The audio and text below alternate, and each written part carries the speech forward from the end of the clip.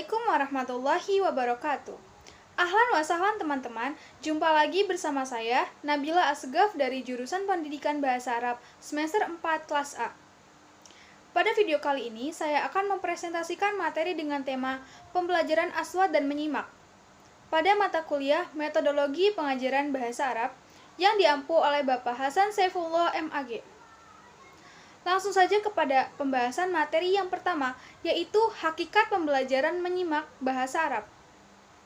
Sebelum menguraikan hakikat pembelajaran istima, saya akan menjelaskan beberapa istilah yang berkaitan dengan pembelajaran istima, yaitu al-samu, al-sima, al-istima, dan al-insyad. Menurut Elian, al-samu adalah istilah yang ditujukan pada indera pendengaran, yaitu telinga. Sedangkan al-sima adalah proses masuknya bunyi ke telinga tanpa adanya kehendak dan perhatian terhadap bunyi tersebut. Sedangkan istilah al-istima adalah proses masuknya bunyi ke telinga yang disertai kehendak dan perhatian terhadap bunyi tersebut. Dan istilah al-insyad adalah proses masuknya bunyi ke telinga dengan disertai kehendak dan adanya perhatian terhadap bunyi tersebut dan disertai dengan konsentrasi. Istilah al-istima dan al-insyad sebenarnya memiliki kemiripan arti. Namun dalam konteks pembelajaran bahasa Arab, istilah yang populer dan lazim digunakan adalah istilah al-istima. Ada beberapa kata kunci dalam kegiatan menyimak, yaitu adanya bunyi dan bahasa lisan sebagai objek yang disimak, adanya unsur kesengajaan dan perhatian dari penyimak, dan adanya berbagai tujuan yang ingin dicapai seperti mengenali, mengidentifikasi, memperoleh informasi, menginterpretasi, menangkap makna, menyimpulkan, mereaksi atau merespon, mengapresiasi, kemudian mengkritisi dan menilai. Nah, dengan demikian, bahwa hakikat pembelajaran istima adalah proses yang dilakukan secara sengaja dan terencana untuk melatih siswa agar dapat mengenal bunyi ujaran, memahami makna ujaran, memahami pesan, merespon, menginterpretasi, kemudian menyimpulkan, mengapresiasi, mengkritisi, dan menilai bahan simakan yang disampaikan secara langsung oleh guru atau melalui sebuah rekaman. Pembahasan kedua yaitu mengenai tujuan pembelajaran menyimak bahasa Arab untuk tiap level. Terdapat 3 level. Yang pertama, tujuan pembelajaran menyimak bahasa Arab untuk level pemula atau mubtadi. Tujuannya ialah 1. Mengenal bunyi huruf Arab sesuai dengan makhrajnya. 2. Membedakan bunyi huruf yang berdekatan dengan makhrajnya. 3. Membedakan bunyi huruf yang berharokat panjang dan pendek. 4. Mengenal huruf yang bertasydid. 5. Mengenal huruf yang berharokat tanwin. 6. Mengetahui hubungan antara bunyi ujaran dengan simbol tulisan. 7. Membedakan antara asyamsiyah dan al-qamariyah. Dan yang ke-8, memahami ungkapan bahasa Arab lisan sederhana yang diperdengarkan dalam tema yang memuat kosakata yang sudah dikenalnya. Adapun level yang kedua yaitu tujuan pembelajaran menyimak bahasa Arab di level menengah atau mutawassit. Yang pertama yaitu tujuannya untuk memahami makna kata sesuai konteks yang tersurat. Kedua, memahami kata dan kalimat-kalimat lisan bahasa Arab dalam percakapan sehari-hari. Ketiga, memahami perubahan makna karena perubahan bentuk kata seperti mudzakkar, muannas, bilangan, kata kerja dalam berbagai zamannya. Keempat, memahami makna kalimat sesuai dengan intonasinya. Dan yang kelima, memahami makna kata secara tepat tanpa terpengaruh oleh kedekatan makna pada bahasa siswa. Dan yang level yang terakhir yaitu yang ketiga, level lanjut atau mutaqaddim. Tujuan dari pembelajaran menyimak bahasa Arabnya yakni yang pertama, memahami makna ujaran sesuai dengan konteks budaya Arab. Kedua, memahami topik pembicaraan dengan cepat dan tepat sesuai alur pembicaraan. Ketiga, menangkap makna global dari ujaran bahasa Arab tanpa menemukan kesulitan. Keempat, menangkap gagasan utama dari paparan yang didengar. Kelima, membedakan antara gagasan utama dengan gagasan pendukung. Keenam, membedakan antara fakta dan pendapat perorangan yang dipahami dari konteks paparan lisan. Ketujuh, menangkap makna kontekstual dari kata yang digunakan oleh pembicara. Kedelapan, memberikan respon yang tepat terhadap suatu ungkapan yang didengar. Kesembilan, menyimpulkan isi kandungan pembicaraan. Dan yang terakhir, yang ke-10, yaitu memberikan penilaian terhadap ungkapan yang didengar.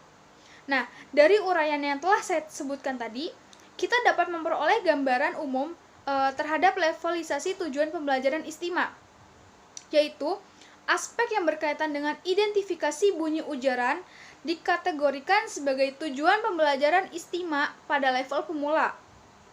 Kemudian, aspek yang berkaitan dengan pemahaman secara tekstual atau tersurat merupakan tujuan dari pembelajaran istima pada level menengah.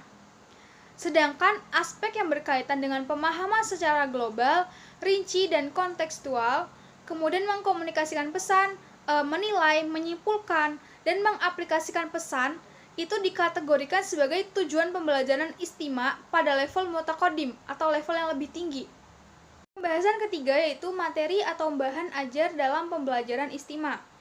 Mengacu pada tujuan pembelajaran istima untuk berbagai levelnya, maka materi pembelajaran istima secara umum adalah huruf hijaiyah dengan berbagai bunyi dan karakter yang dimiliki oleh masing-masing huruf, kata atau mufradat, kalimat, dan paragraf ataupun wacana bahasa Arab dalam berbagai konteksnya.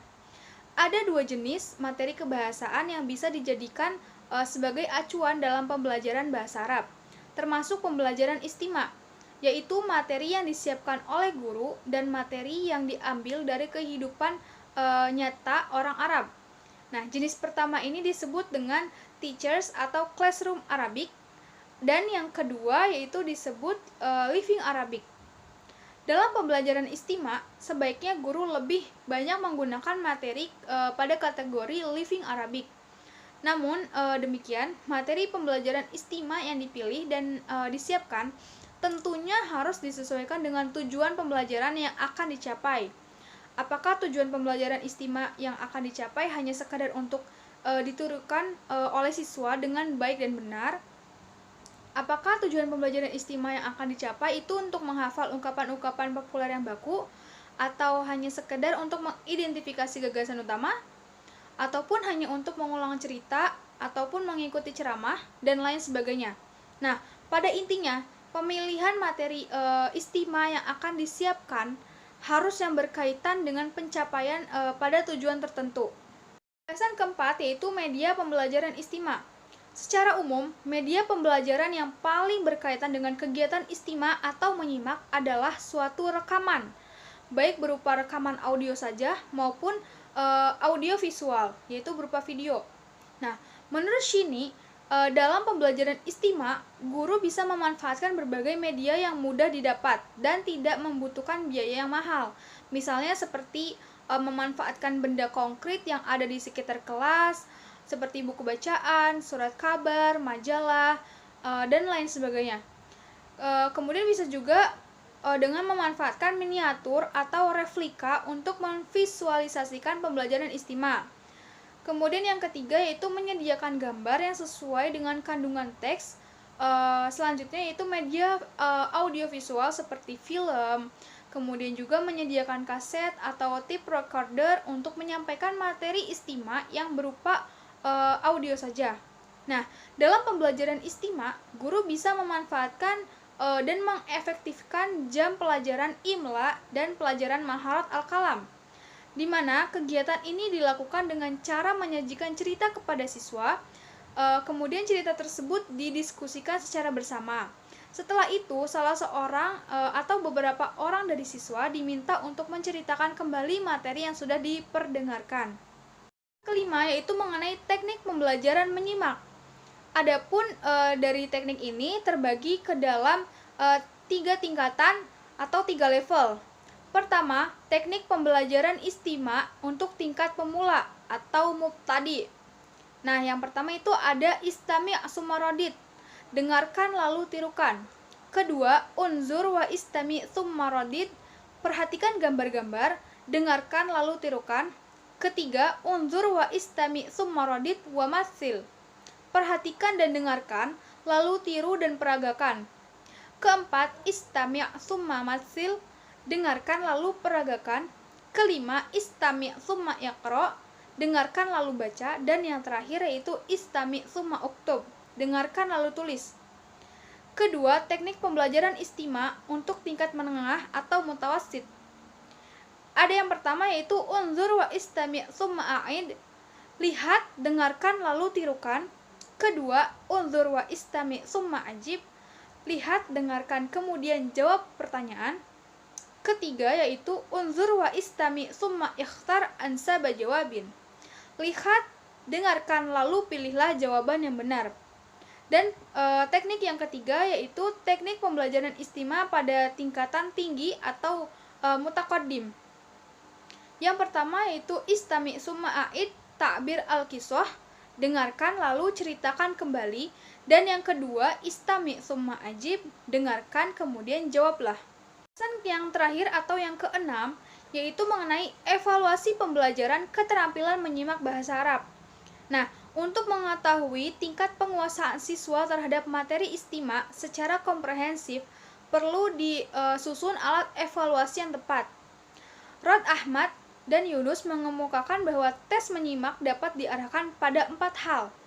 Yang pertama, mengukur kemampuan siswa untuk membedakan bunyi huruf yang berdekatan makhrajnya yang berimplikasi pada perbedaan makna. Kedua, mengukur kemampuan siswa untuk menyimak kata yang tepat sesuai dengan yang didengar. Ketiga, mengukur pemahaman siswa terhadap berbagai kalimat sesuai dengan intonasinya. Dan yang keempat yaitu mengukur pemahaman siswa terhadap kandungan wacana umum, baik berupa gagasan utama maupun gagasan pendukung.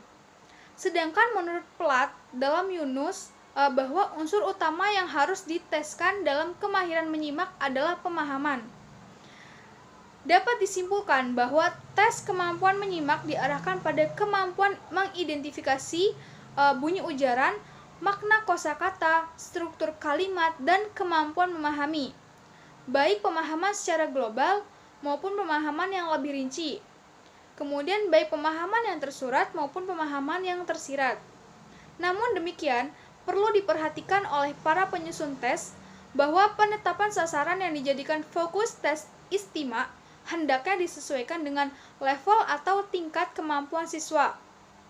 Nah, adapun untuk tingkat pemula, fokus tes dapat diarahkan pada kemampuan mengidentifikasi bunyi huruf Arab, mengingat fakta berupa kata, frasa, dan kalimat sederhana yang berkaitan dengan kehidupan sehari-hari.